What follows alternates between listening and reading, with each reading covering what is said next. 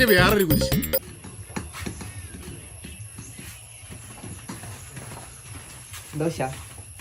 Thank you. നിന്റെ ദോശയ്ക്കും ചമ്മന്തിക്കും ഇത്ര taste കൂടിയതുകൊണ്ടല്ല സ്വാമി ദിവസോട് പറഞ്ഞത്. ആത്മബന്ധം കൊണ്ടാണ് ആത്മബന്ധം.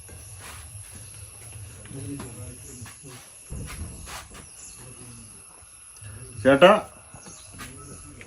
ദോശ മാത്രമുള്ളൂ, ചന്തിയും ചമ്മന്തി ഒന്നും ഇല്ലേ?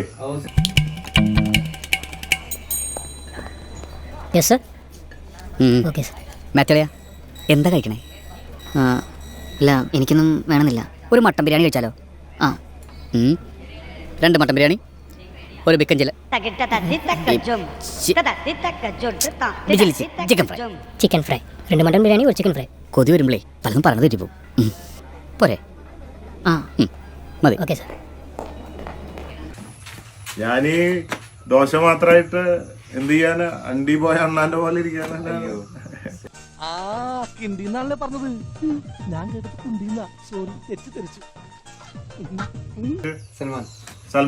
സൽമാൻ ഖാനോ? അല്ല, വെറും സൽമാൻ. അതാണ് ഇനീഷില് വെറും സൽമാൻ എന്നാണോ? അല്ല, എവിടെ വീട്? നിലമ്പൂർ. നിലമ്പൂർ. നീ പറഞ്ഞതിന്റെ അർത്ഥം എന്താണെന്ന് നിനക്കറിയാമോ? ആ ദേ ഒരു അപേക്ഷയുണ്ട്. നീ യമുന റാണിയുടെ മുമ്പിൽ ഇംഗ്ലീഷ് പറയരുത്.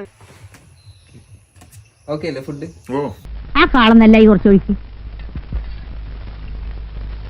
തോരഞ്ഞു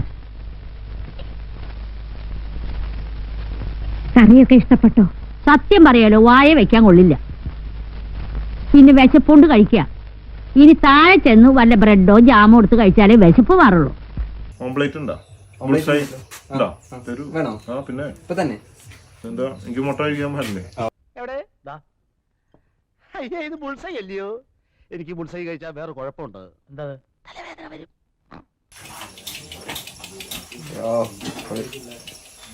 അറിയാലേ എന്ത് എന്തിനോ വേണ്ടി തിളക്കുന്ന സാമ്പാർ. മിണ്ടാതിരിടാ. പോട്ടെ സാർ.